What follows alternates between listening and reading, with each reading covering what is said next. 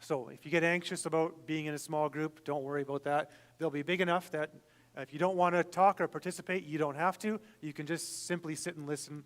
But we're going to get some of you engaging and talking. So we've been working on this course for 5-6 weeks, talking about evangelism in the New Testament, and specifically asking the question, what does the New Testament expect of ordinary Christians in terms of evangelism and how we promote the gospel? I guess I can't see this on here, can I? We got a few technology issues, but bear with us if it's uncomfortable. So I want to go over just a summary of the New Testament on evangelism. So 5 points. I've showed you these before, and I'll show you these again. If you are an evangelist, go evangelize. This is your call, and you should be obedient. So we're talking about verbally proclaiming the gospel. Certain people have an extra measure of that call on their life, and that may be you. Most of you, it's not. 2, there we go. If you are not an evangelist, but the Spirit prompts you to say something evangelistic, you should say it. This is your call, and you should be obedient. So that applies to all of us in how we share the gospel.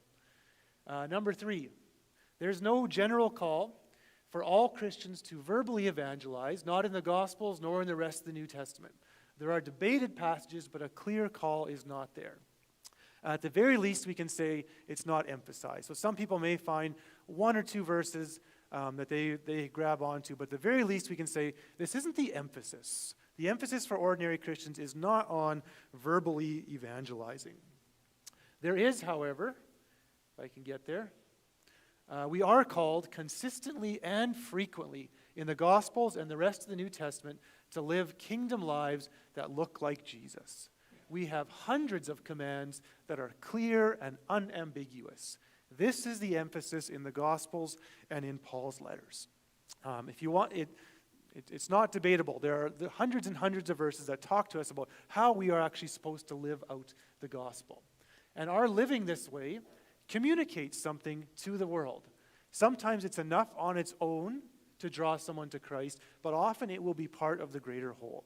So there's going to be people who are verbally evangelizing, and there's going to be a big group of people who are living it out. And together, that's supposed to make something very attractive. So this is kind of the summary. We've been through this already. So how is God going to move today? So we know that God is consistent. His message, His truth, His essence never changes. God is the same today as He was 2,000 years ago, as He was 4,000 years ago. God doesn't change. But how God moves in this world certainly does change. Okay? And so we want to talk about how is God moving today. So we're moving from an information age to an experiential age. So an information age, I would say, focuses on information, on content. And so it used to be that our approach to evangelize the world was based primarily on content, information.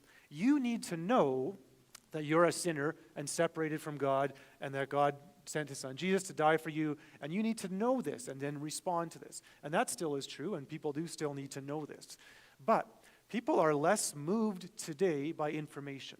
You can give them a gospel tract that has all the right information.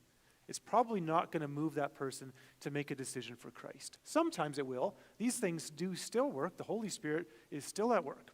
But chances are people are not going to come to Christ because of solely information.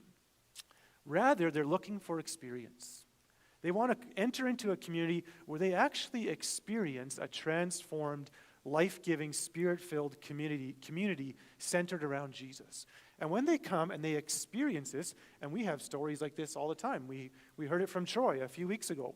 It wasn't content, it wasn't information that brought him to the place he was. It was experience. He experienced a community of people who loved him like Christ loved the church. Okay? He experienced this and said, yes, I want to be part of this. And so I think this is the world we're in today. It doesn't mean that we don't need any information or any gospel information. We still need that. But the big thing that maybe has been missing sometimes is an experiential community where people can actually experience the gospel. That's what we're looking for. So the traditional evangelism strategy that probably most of us grew up with was that the more we increase our evangelism efforts, the greater impact we're going to have on this world. So we need to teach people how to share the gospel. We need to give them good resources like 4 spiritual laws and those things. And we need to give them motivation. Say, here's the reason you need to get out and share the gospel. And so that's been our strategy. The more we do that, the more impact we're going to have. There can be some truth in that, but as I've dug into the New Testament, I haven't seen this as the strategy. What I've seen rather is what I would call missional living strategy. And it looks like this. The more that we live out the gospel, which includes evangelism, which is part of it, the greater impact we are going to have. And I think this would be true in our community today. The more that we embody the gospel, the more that we live out the way that Christ wants us to actually live, the greater impact we are going to have in our community.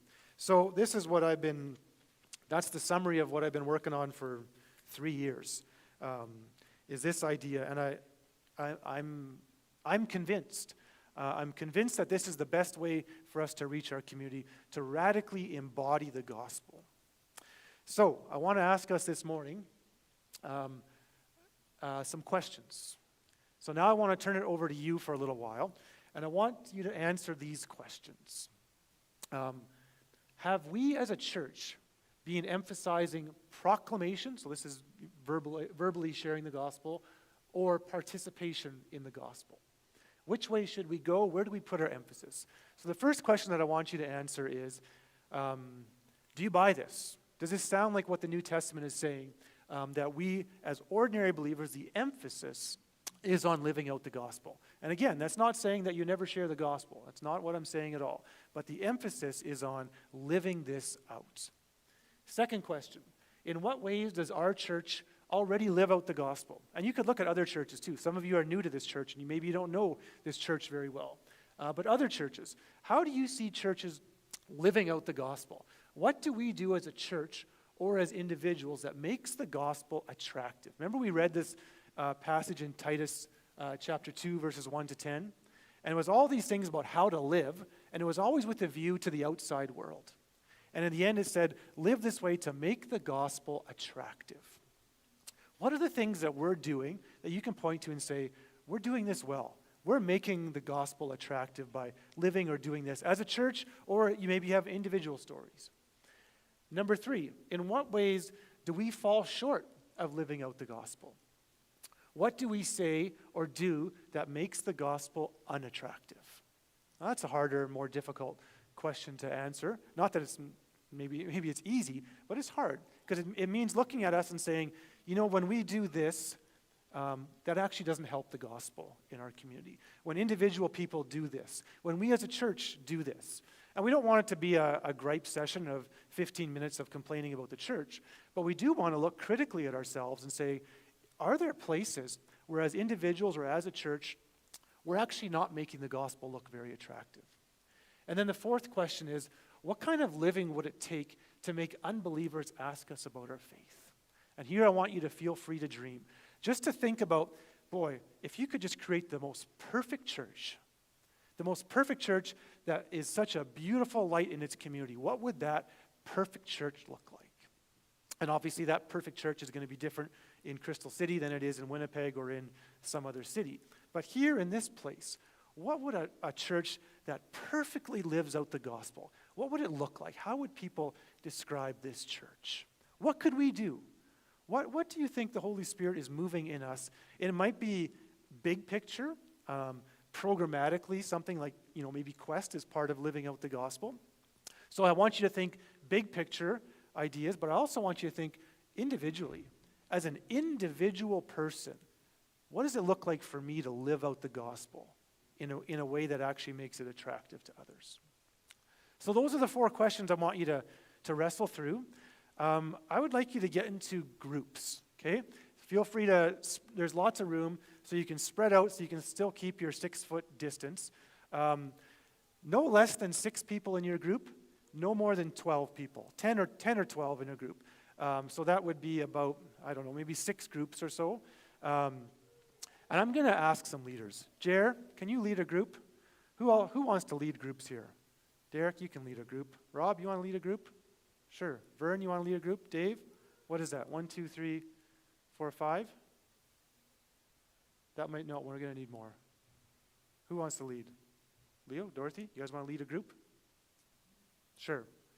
Okay, good. So if you guys can spread out and gather 6 to 12 people among you, not everybody has to talk, but I encourage you and talk about these questions. You can go through them in order, group leader, keep people on task, or you can skip right to number 4 or go to 2 or 3, wherever you want to group. So go. So Jer, can you get 6 or 12 people around you there? Leo and Dorothy, can you get 6 to 12 people around you here? Derek, right where you are. Vern, do you want to come up here? Dave Hyde, can you gather a group over there? Rob, you want to go at the back maybe? And just gather around. Just take a minute. Go ahead and move right now. If we need to make more groups, I'm not exactly sure in my math.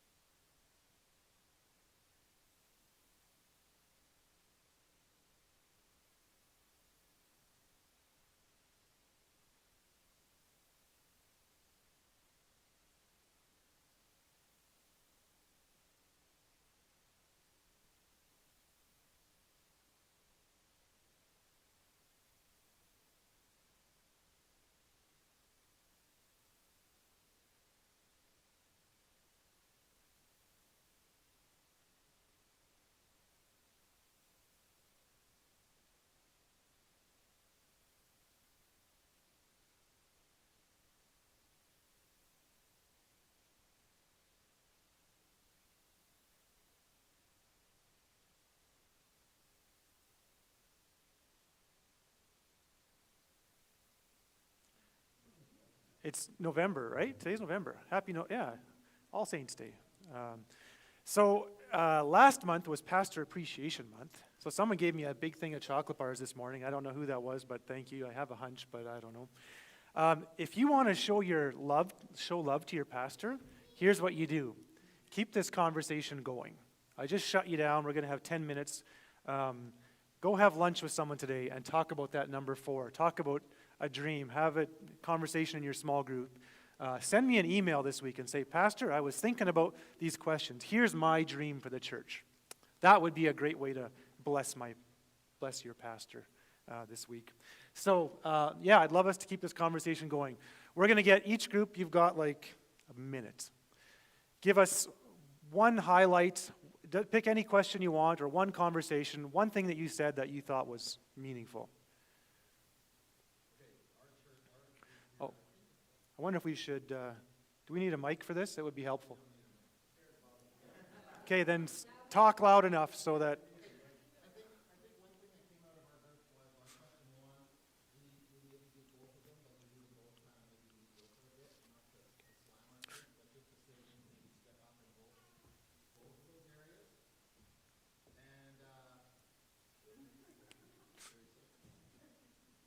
Nathan, can you be the guy moving that mic around? Okay, this is on, good.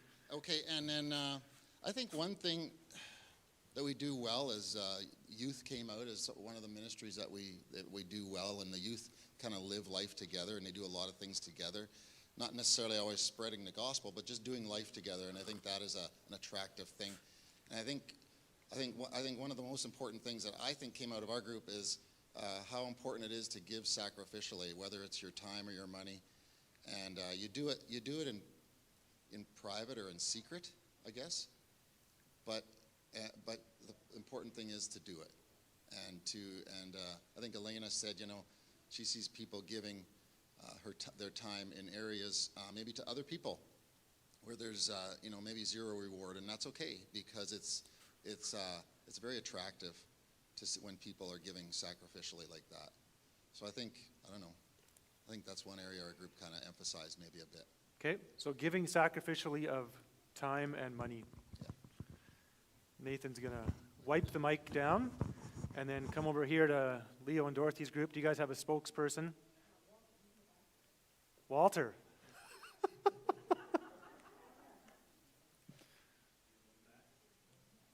All right. That's it. You're on, Walter. Then Derek, then the big group, then John's. These will work our way up. I think in our group we kind of talked about the proclamation and participation, that we're probably not doing a lot of proclaiming.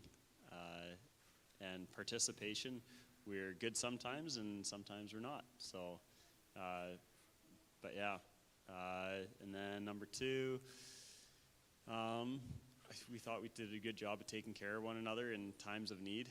That if you send out a prayer request or going through a tough time, that usually our church will step up and help in that time of need. And then of course the youth programs, Quest and all the way up to senior youth, that we do a good job through there. And then number 3 and 4, we were just kind of starting on when we got cut off, I would say. So, yeah, Fair that's enough. about it. Okay. We do a good job of taking care of people in need. We don't always do it perfectly. Sometimes we do that poorly, but often we do it well. Derek, your group. Courtney's speaking. So the first one, kind of the same thing we talked about. We both, proclamation and participation, how it is so important, and we agree to just live life and walk alongside others. But as that's being more and more emphasized, in our society now, we need to make sure that we don't forget the proclamation part. That as we're walking alongside these people and loving them well and being kind, that at the end of the day, if we feel called, we need to talk about the proclamation end of it as well. And then kind of 2 and 3, we touched on how, same as everyone, we do think our church loves people really well, especially those who are easy to love. But kind of going into 3 a bit, it's that to maybe just have that courage and that boldness to get messy with people, to invite people truly into your home and to allow their messes to become part of your world too, because that's what really speaks. I think that's where people are radically changed and they're touched, is in the messes. And also just to make sure, no matter whether it's in person or online, with everything now is on social media, to just uphold ourselves to a certain standard, whether we're making comments or putting in our 2 cents about how we feel about what's going on in the world. Always know that people are watching and that we're always representing Cornerstone. But yeah. Good. You touched on a couple good things. Loving those who are easy to love. We all do really well at that. Jesus talked about this, right? Like even pagans, yeah, they love people who love them, but it's about loving those who are tough to love and entering into the messes with people. And then just that idea that people are watching, and we live in a world where our life is very public, and if you are on social media, you are absolutely representing the gospel. Every comment you make, every post you make is representing the gospel if people know you're a Christian, and they do. And so are you making it attractive? Are you coming along with words of hope and encouragement, or are we not? And so those are 2 really good areas for us to be aware of. Rob, what about your group? For the size of our group, they were very quiet. I guess some of the things that we talked about were, and we're going to go straight to number 4, was to be consistent and almost perfect in our delivery of what the gospel is about, and when we fail, to be apologetic to that and actually be able to apologize for a mistake we made, which is somewhat difficult to do. So one little story that I have is all the guys came and helped combine soybeans and stuff, and that was fantastic. And it's great. It was a great fit right into this topic of evangelism and that sort of thing. And yesterday I was on Facebook and I seen a video from Greg Curry and a bunch of guys. There were 6 combines, not 7, so they were close, but 6 combines went and helped Denny Weeks' combine, and Matt's telling me he's going through some cancer. So the guys here, and we are so appreciative that they come and help combine our soybeans with our circumstance. But it also happened outside of the church community where guys rallied around another guy that was struggling with something. So for me, how to find, not pat ourselves on the back too hard that we did such a great job, but we did such a great job. Good. But it also, other people are doing it too. So to keep up in the game, and looking out for one another in our communities, and it's one of those things that's really important, I think. Good, thanks. I love that. I said it first about being willing to apologize. When a Christian community can come and say, you know what, we screwed up here, we're sorry. Boy, that's a powerful witness. And then, anyways, yeah, we're running out of time, but go ahead, Chris. So we kind of talked about all of the different questions, and in the end, the 4th question kind of merged into the first question, where we do the proclamation and the participation, but as a community, we have a tendency of doing the whole participation and really coming around our community, and we don't necessarily do as much proclamation. And so we ended up talking about, like, even our day-to-day lives where we're at our jobs or in community, and just really living out the gospel there. And then when somebody asks us, hey, why, when everybody's angry because something happened, why are you different? That's essentially our foot in the door, where it's like, now at this point we have to be prepared to do the proclamation. Right. We need to be ready to actually share our faith and share what's actually different, and not just be like, oh, well, I'm just a calm person, or right. I'm very easygoing or something like that, but actually share why we're different. Having the courage in that moment to point to Jesus and saying, he's the reason why I'm doing this, rather than just, oh, we love you, or we're just trying to be good. Yeah, exactly. Yeah, good. Thanks, Chris. Good. We got 2 more groups here. You got 90 seconds each. Who's your spokesperson here?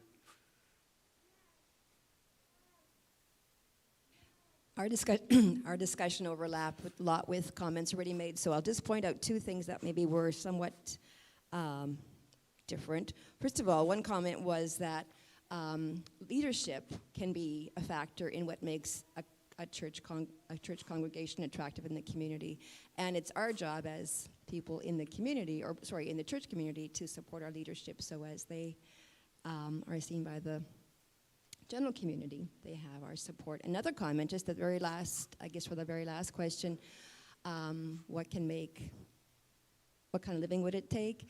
And one comment was joyful living, because joyful living is contagious, and it certainly is experiential in that first part of what you mentioned there, Pastor Jeff. Yeah. So that's part of what came up from our group. Being joyful people. And you can't try that. You can't just try harder to be happier. But that's one of the fruits of the Spirit. So as we pursue the Holy Spirit more, we become more joyful people, and we in turn become more attractive to people around us. Vern. Yeah, one of the things that was talked about here is taking the pressure off. They really like this whole course is taking the pressure off evangelism, the doing, but also, though, the balance of the participation and the proclamation of the 50-50, that it does go hand in hand. So we really, I guess, emphasize that. Another thing, is number two, is even the experience in South Africa here shares so much the importance of cell groups, how we need one another to do, kind of to share your prayer concerns and life together, and so that was a very important thing. And then we kind of went to, talked about three, but we'll just talk on four, where going back to living the Sermon on the Mount, you talked about challenging us in that area, and as believers, if we would, I guess, take that really seriously and be like the Acts church, where we are generous in the acts of kindness and living out the Sermon on the Mount, I think that I think the gospel will go forward very strongly if we as a community of the church can do that. Good. Thanks.